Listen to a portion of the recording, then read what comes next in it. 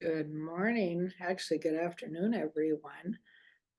My name is Linda Keller, and joining me presenting on today's session is Jeff Yep. Hi, Galbavy. Did I I'm Jeff. pronounce your did I Uh, pronounce your name right, Jeff? yeah, Okay. awesome. Okay. Hi, I'm Jeff. I'm co-presenting with Linda, who's been gracious enough to work with me on presentation for getting started with CASAS eTesting. Then we're hoping to maybe talk about remote e-testing as time permits too, Yeah. towards the So end. so the next slide, please.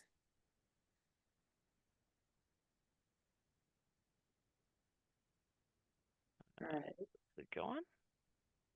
Is it moving? Here There we we go. go. So Jeff and I want to know who's in our session today. So if you could share in the chat your current role in adult ed and how long you've been around, and your program name. So we're just curious who our audience is today. So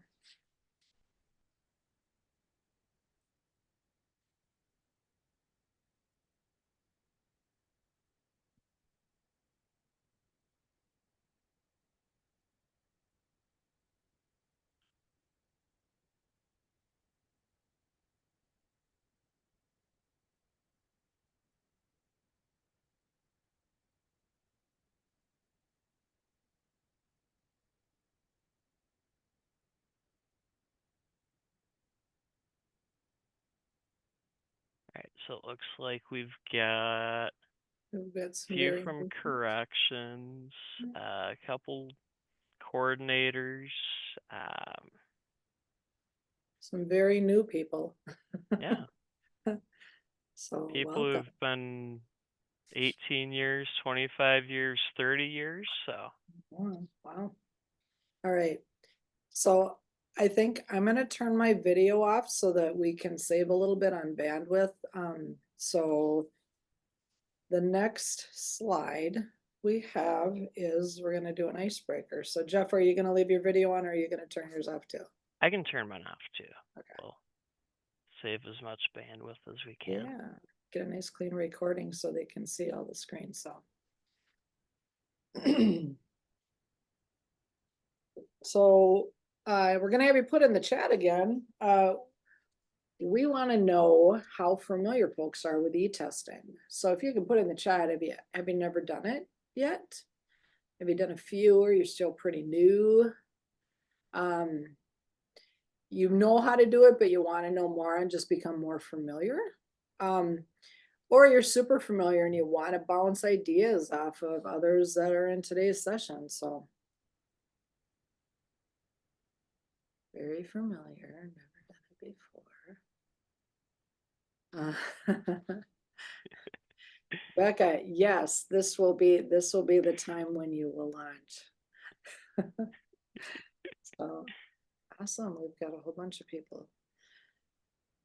Never done before, very unfamiliar. All right, so you're at the right session. So the next slide, I'm going to talk about today's agenda. What's on our plate today. So Jeff and I are each going to introduce ourselves, but we're going to talk about all the training requirements that need to be done before you launch e-testing in your program. We're going to talk about why you should e-test. And we're going to briefly cover some e-test and TOPS Pro startup things to consider. And then some basic considerations for like why to start e-testing and then how to do in-person and remote briefly. And we're hopefully going to answer questions throughout. So Yep. now the next slide, Jeff is up. Alrighty. So, if you didn't pick it up in the last 5 minutes, I'm Jeff. Um, I've worked in community education since 2019 and in adult basic education since April or May of 2022. Um, my role is an ABE facilitator, which consists of data entry, enrollment, and assessment testing. Um, I I am an ABE facilitator with Harmony Adult Education, located in North St. Paul. We're part of the Metro East Consortium, and we primarily provide e-testing remotely for our online ESL students where coming into test is a challenge, whether it's because they have multiple kids they'd have to bring with them, if travel's difficult. And I also do remote testing for the statewide Microsoft Office Specialist program. Then we do occasionally use e-testing in person. I'd say mainly for accommodation purposes. If we look at the next slide, um, at Harmony, so the building's a Harmony Learning Center. Um, we're in Maplewood, the North St. Paul Oakdale school district. We have open enrollment year round, and we take walk-ins for enrollment testing. We have classes during the daytimes, generally 9 a.m. to 1 p.m. We've got a few afternoon classes, then we've got evening classes that go until 8 o'clock at night, uh, both in person and online. E-testing actually launched before I got to Harmony in 2021.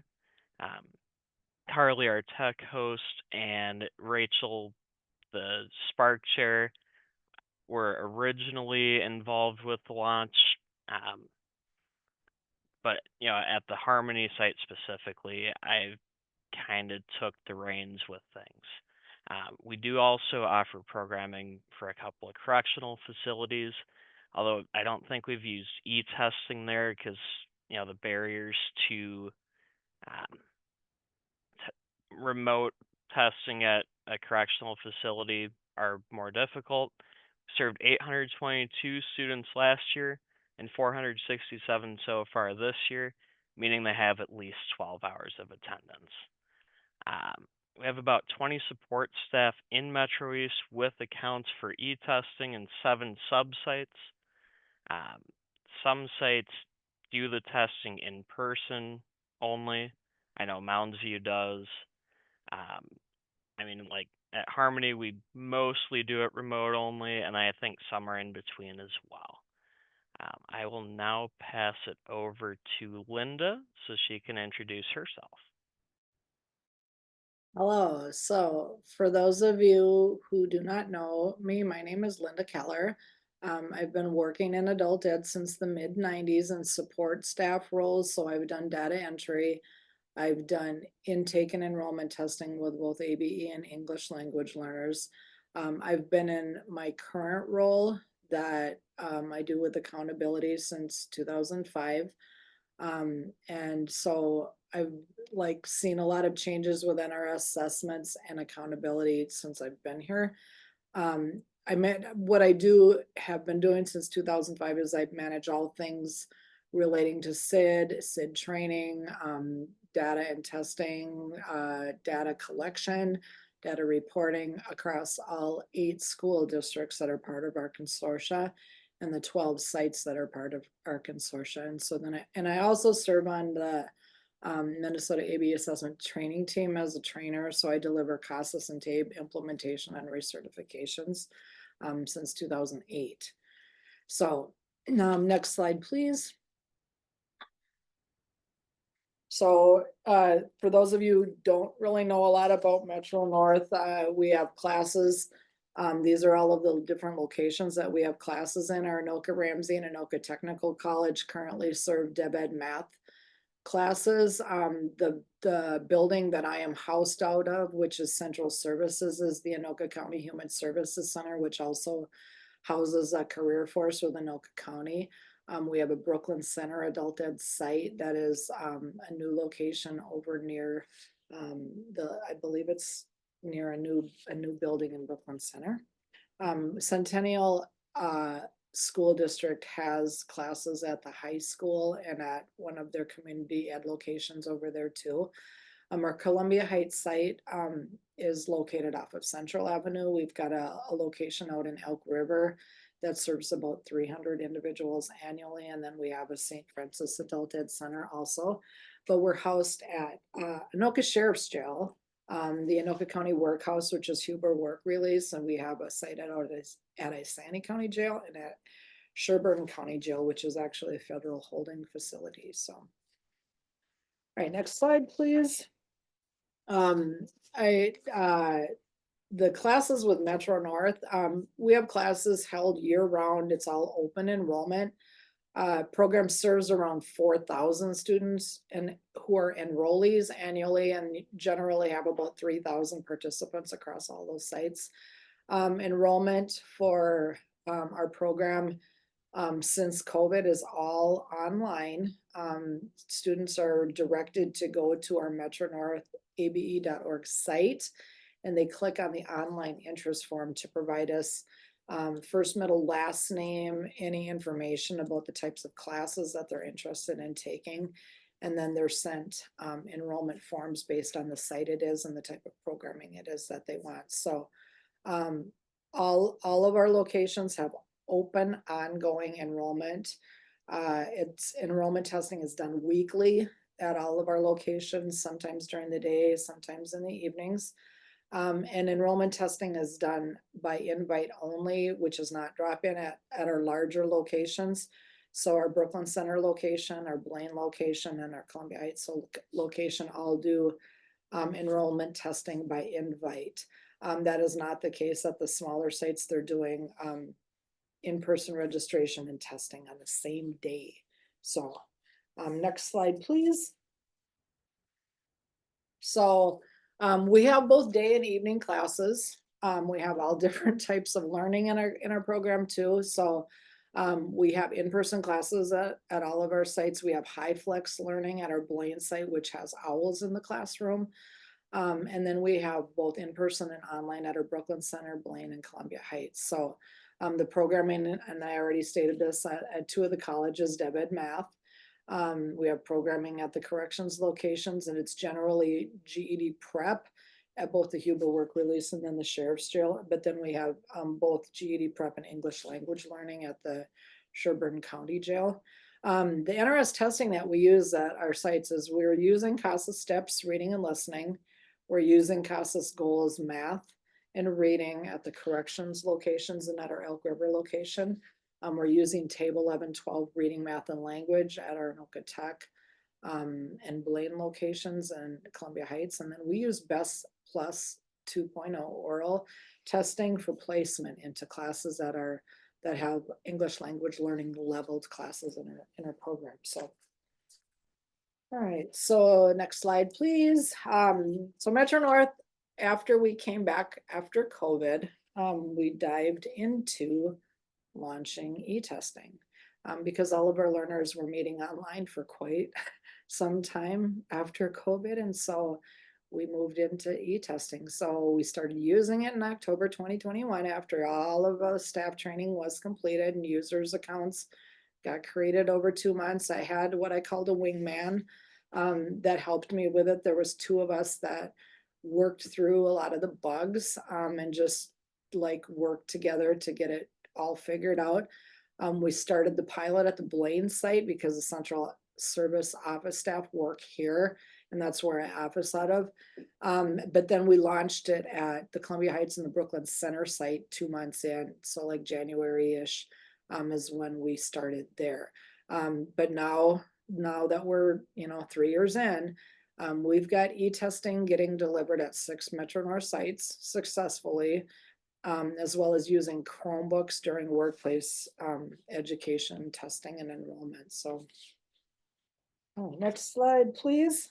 How many people do we have that are delivering it? We've got 21 staff. Sports staff doing intake, enrollment, and post testing, and then teaching staff who wear all the hats at Elk River and Centennial and Columbia Heights that have e-proctor roles. So, like Jeff, we're not doing remote testing regularly, but we've experimented using it with a couple higher level ESL speakers with Chromebooks and PCs last year. But with the CASAS migration from eTest 1 to eTest 2, their staff shared information that remote testing can now be done using a CASAS secure URL with PCs, Macs, iPads, and Chromebooks. And that was not the case previously. It was just if they had I believe a PC that, or a laptop that had, updated software and met the requirements. So, they've taken a lot of that, barrier away. So, we're gonna try remote testing with our higher level classes, here in December. So the next slide, please. So thinking about locally, prior to e-testing launches in your agency, you have to consider, have you done CASAS implementation training within the last 5 years? You need to do that, or you need to attend a recertification in order to stay certified. After that's done, there are e-proctor trainings that are available through the CASAS training site that's listed here. And then e-coordinator trainings that are also part of the requirement in order to gain access to your agency's account. So, bigger question is, if you're in today's session, have you created an account on the www.casas.org site yet? Can I see a show of people in the chat who have an account at casas.org yet? Yes, yes, yes. Yay, that step's out of the way. Good deal. All right. Next slide, please. And Jeff, if you want to help me with this one, let's talk about this now. So Certainly. Um, so we're looking at why CASAS eTest. Number one is there's time and cost factors for us as staff. E-tests grade themselves automatically as soon as the student submits. So you don't have to go, through an answer sheet, check correct, incorrect, or input it anywhere else. The flip side is if you're paying for your own e-test licenses, you are paying per test, uh, you know, versus paying the flat fee for the books and then just paying someone as staff to hand grade the tests. mhm. Linda, do you want to talk about the exports and imports piece? I will. If you are using e-tests, you have the option to export the test results if you're doing it in bulk. Then those results can be directly imported into SID as long as the student's badge ID is linked to that student. It will upload automatically, which relieves a little bit of staff time for data entry folks. And then with e-testing, thinking about getting student records and past testing into TOPS Pro, which we'll talk about a little later, but there's built-in reports to SID that can extract the demographics and the past testing, so imports can be done to, again, eliminate some staff time for manual data entry. So, and another bonus with e-testing is you have the ability to be able to deliver accommodations, so you can do time and a half and double time. I don't know if there's other accommodations, Jeff, that you're aware of that you've used, but I think you can manually just type in the amount of time you want to give. And there should be some display customization available to have different like color contrasts on text. oh, color overlays, yeah. Okay, awesome. Yeah. All right. So the next slide, please. So how many of you have heard of going live? The going live checklist. Going live is basically all the steps that you need to take in order to be able to access your account. So the first steps for local staff is you just need to make sure that you confirm that the link that's in here, that the devices that you're using to be able to deliver e-testing, that they meet the requirements. So then something else, and we put a bullet note in here that you have to confirm any testing devices that you plan to use for e-testing, that they also meet the system requirements too. So TOPS Pro, what are we talking about TOPS Pro for? TOPS Pro is actually the data system that needs to be used in conjunction with e-testing to deliver testing to students. And TOPS Pro, I compare it to CASAS's version of SID, because TOPS Pro is the state of California's data system that they use to do all of their reporting with, but Minnesota does not use TOPS Pro to that extent. However, TOPS Pro stores student data, student demographic information, and then any past testing that has been delivered to students, like through CASAS. So that's why you do need to use it. So it's just part of the delivery process. So once you go through the going live steps, someone from your agency needs to enroll and complete the following documents. So you have to do like one person from your agency needs to confirm the e-testing agency agreement. They need to complete module 1. I believe the next slide shows that it is module 2.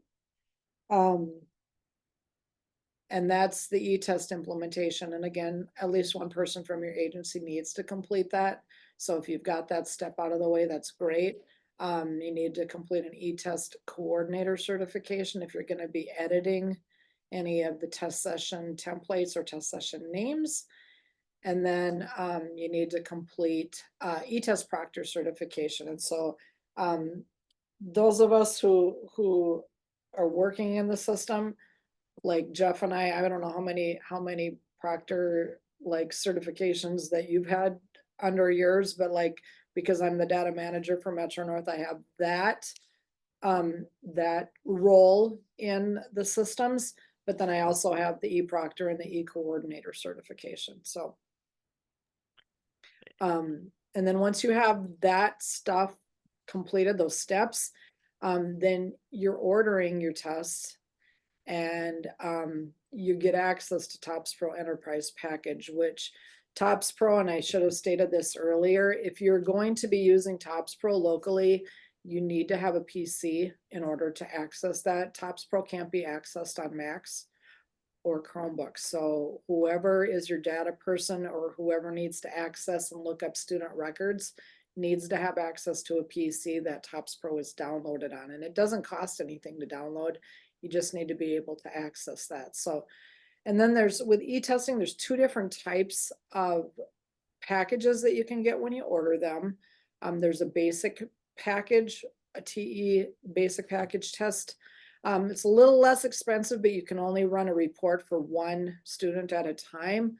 If your program has access to the enhanced package test units, bonus, because then once you learn how to do class definitions and class instances, you can create class rosters to populate reports for an entire class in your program. So basic things, but just if you haven't already emailed CASAS and you've already completed all these steps, you would email them go live to request them to set up to get access to your TOPS Pro account. So questions with that? I think the next step would be, after you've got that all out of the way, after you emailed CASAS go live, you're going to connect to your account.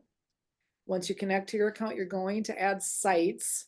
If you only have 1 building that you plan to deliver e-testing out of, great. Metro North had multiple buildings, so we created multiple buildings, and that was why. You're going to add any staff who you want to access and launch test sessions. So if you are adding staff to TOPS Pro, you need to make sure that you have the certification and training requirement certificates from them, because if you try to create a staff account, it's going to ask you if they completed a specific training in order to be able to add them to the system. So it's very specific. Once that step is done, the next step would be that you're going to register any testing stations that you have access to that you plan to deliver e-testing on. So that being said, you need to work with your local tech staff if you have access to devices, to make sure that they meet the requirements. And once they do meet the requirements, you're gonna add those testing stations to your eTest account. So, once that step is done, and I'll just say, this seems like there's a lot of steps. Yes, there is. Is it worth it? Absolutely. Because a lot of these are just one-time tasks that you're gonna need to do in order to do this. So just please keep that in mind. So, after the techs or the devices are registered, you're gonna work with CASAS tech support, because they're gonna preload what are called test session templates into your account. So each test session template is gonna have information that is going to deliver any of the series that are currently approved. So in the case with test session templates that are loaded to new programs that I've worked with recently, they're loading test session templates that deliver CASAS goals reading with a locator and CASAS goals to math with a locator. Once you have those test session templates in there, that's when you're going to create a test session that's going to deliver whatever test series and subjects that you want to deliver in your local program. So that being said, the next bullet on here is you're going to work with CASAS tech support and the SID team to just get your existing student records that you already have living in SID, and you're going to populate them all into TOPS Pro if you plan on delivering e-testing to them anytime in the future. So that being said, a lot of steps. There's a resource in the handout from a session that was done last year at Summer Institute, that the import-export process was all documented. There's lots of details in there, but it's uniform, that any ABE program here in Minnesota that wants to pull all of their testing records into TOPS Pro can do that easily, because there's reports in SID, and there's steps that are all documented in TOPS Pro on what screens to click on to move through to get everybody imported. So the questions that I get from a lot of local programs is, now that all that data is living in TOPS Pro, how do I get new student records in there? Well, it's very important that you consider how enrollment is done in your agency. If you're doing same day enrollment testing as you're getting the learner entry form, you just have to come up with a system that works for your local site and your local program.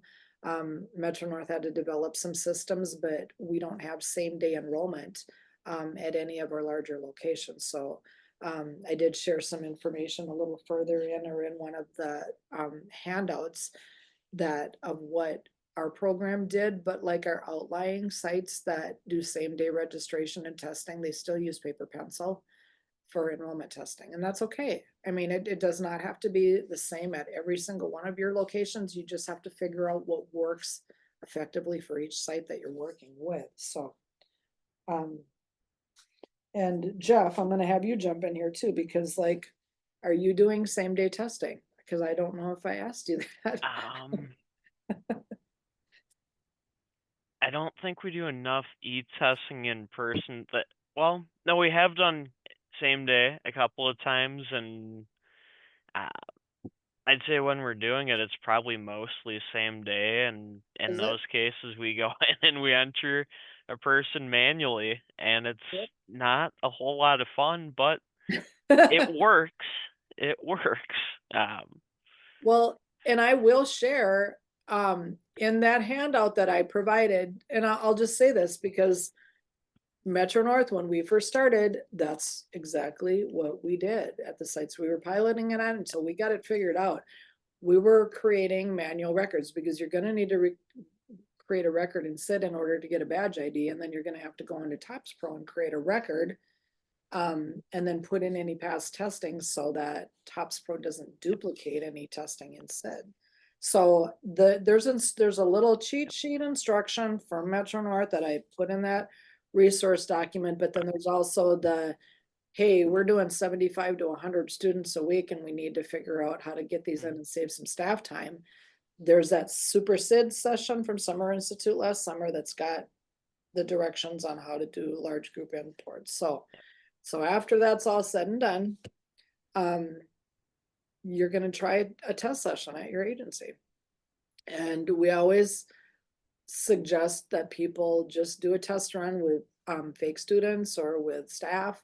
And yeah, I mean, it sounds like a lot of steps. It is a lot of steps, but once you start, you're gonna say, why did we wait so long? I'm not kidding. It actually really, it's really worth it. So, and then, you know, retrieving results and generating reports, that's could be a whole nother session. So what do we got? 15 minutes left?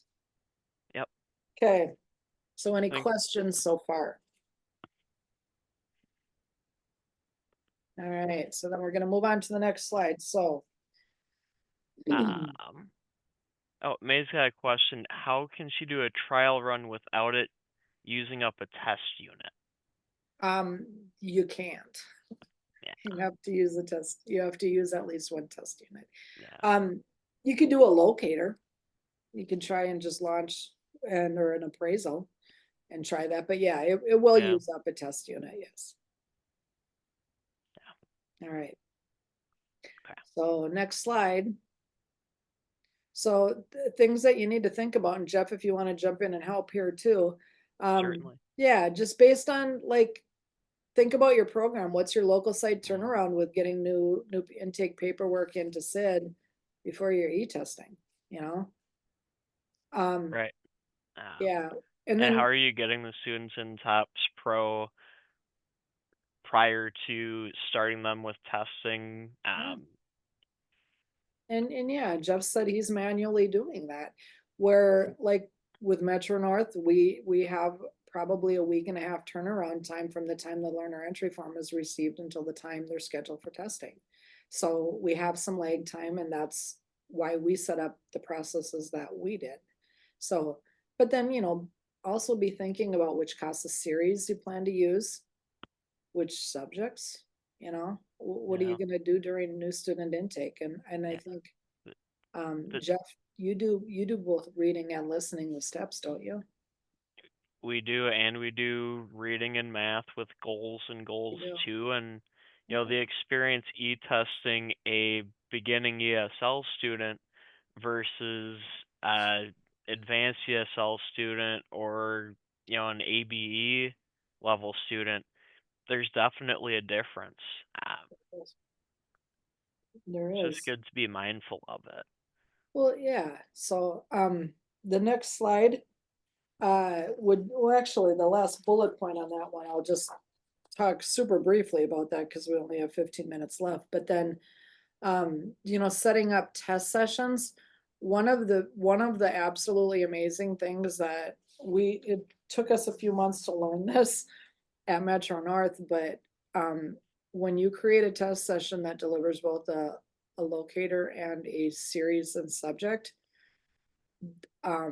if a student had an existing CASAS test in that series and subject, when they're enrolled in e-testing, e-testing will deliver the alternate version of that when you put that student in that test session.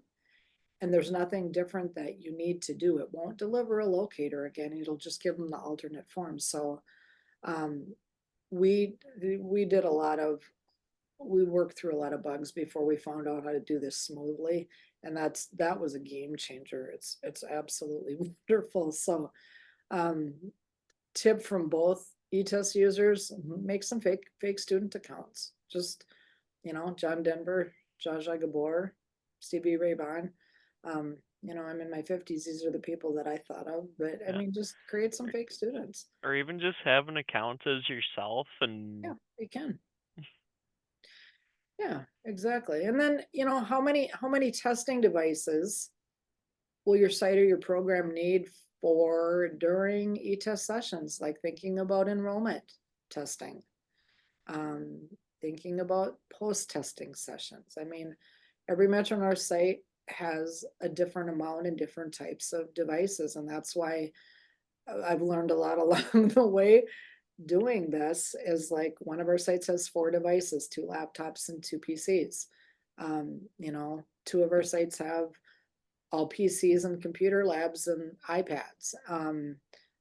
The Blaine location got like a ton of Chromebooks when there was extra COVID money, and so like there's Chromebooks in every single um classroom that we have here at the Blaine location, but like all of those Chromebooks have the e-testing app installed by our IT department. All of the other sites that use it on Macs have shortcuts installed on the desktops on the PCs. So be thinking about that. How much staff prep time do you need to get ready for the e-testing appointments? If you're creating students you know, manually, Right. you know, be thinking about that.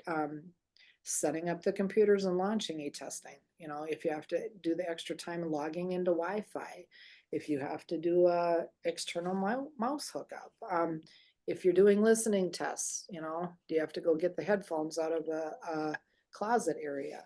Yeah. Do you need to create new test sessions every time? You know, that's up to you locally to be thinking about that. And then launching a test session, and then Jeff can elaborate more on the potential remote setup of how Oh, much additional yeah, time that takes. and with the e-test 2 update, there's an order to make things work, and if you forget a step, you've got to back out. It's certainly correctable, but just pre-setting up what you can and understanding what's left that you have to wait to do until the student's on. Um, and it used to be easier. Now it's a little more particular. It's not necessarily more difficult, but if you forget a step, you're gonna have to backtrack. Yeah, Uh, and and I've then, found that too. Yep, you know, and it's okay to back out and start over too. So just yeah, to make sure that you know that it's gonna work. So pitfalls to avoid, don't test 10 people the first time that you're doing it. Don't try it with 10, try it with, you know, a small group during enrollment. Um, and you know, also be thinking about staffing and space, and just, you know, make arrangements for consistent scheduling practice when you're going to deliver e-testing. And then just kind of stick to the schedule if you can at all possibly. So all right. absolutely.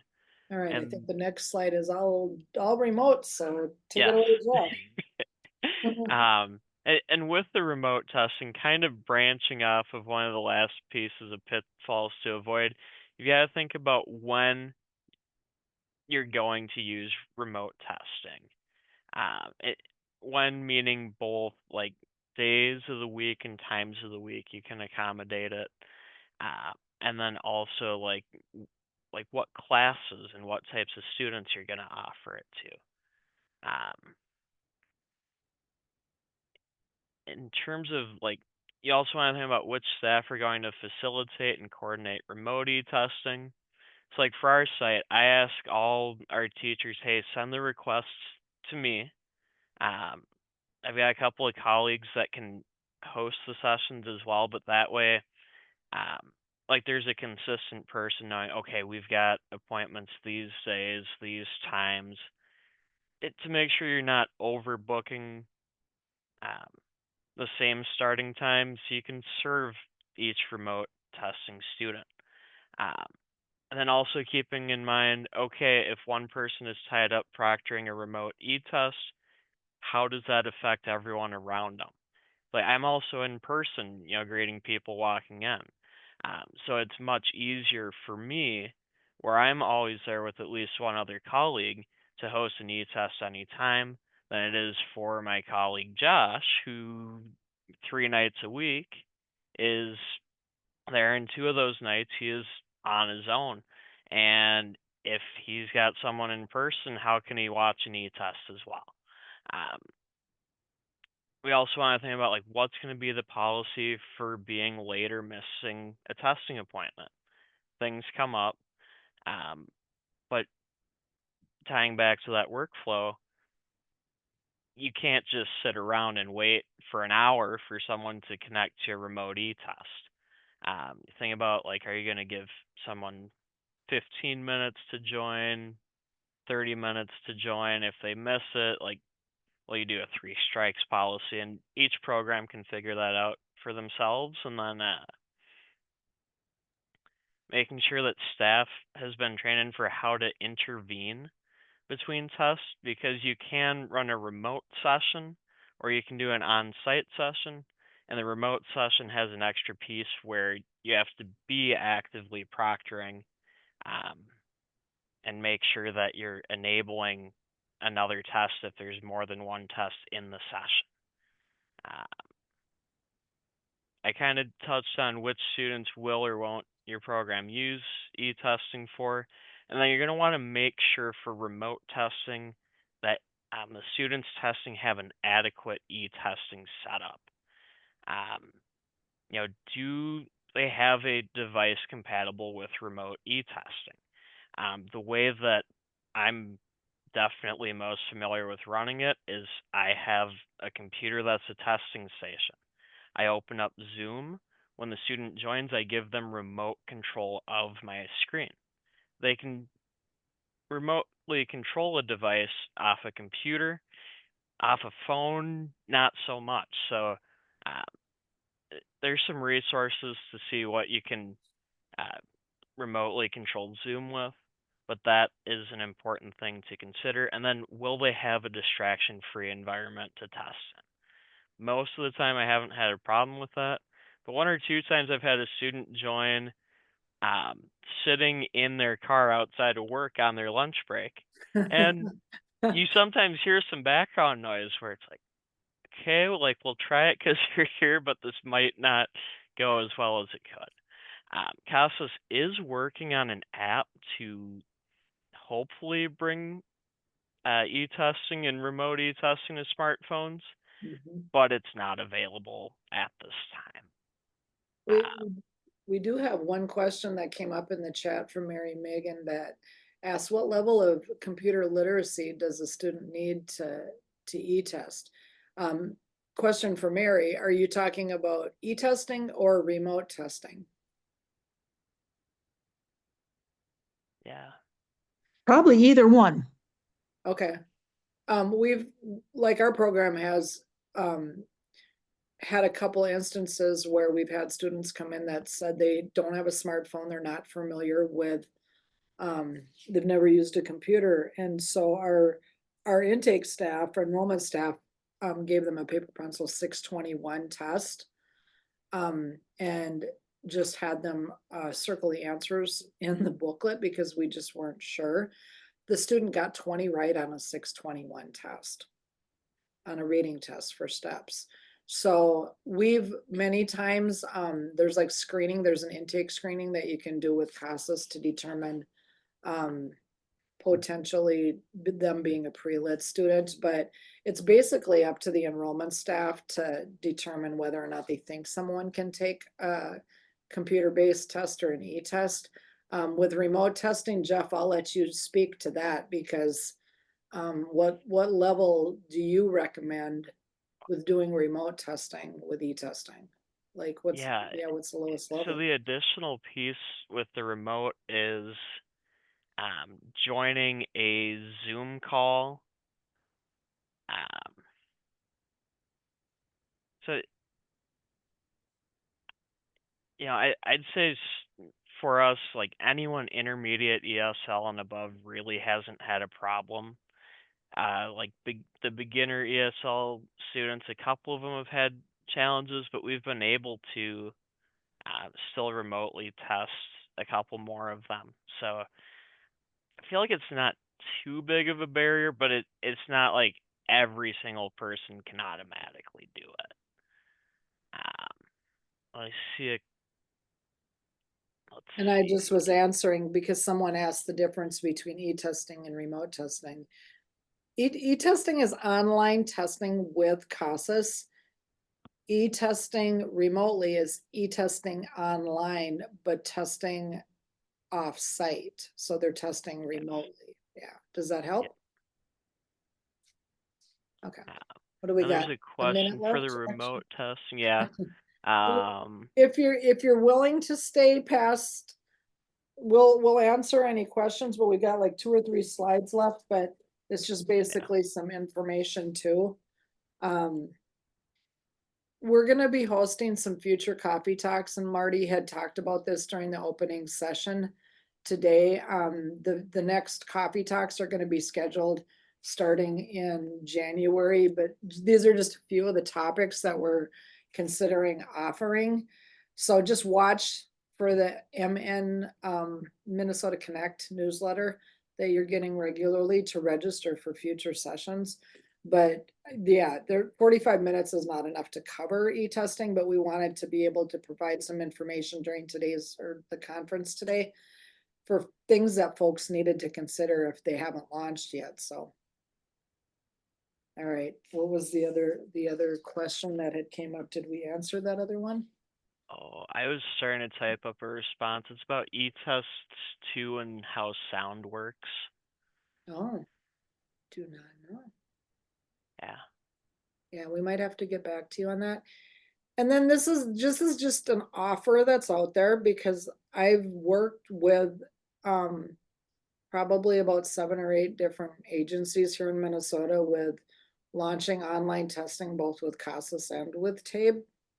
So if you haven't launched e-testing yet in your program and you have an account and you have a point person that you want to work with or point people that you want to work with, just reach out to me because I've worked with a lot of different tech departments already, different devices. I've kind of been through the gamut just because we wanted to get e-testing launched at all of our sites. And it's been a lot of work, but I've learned a lot.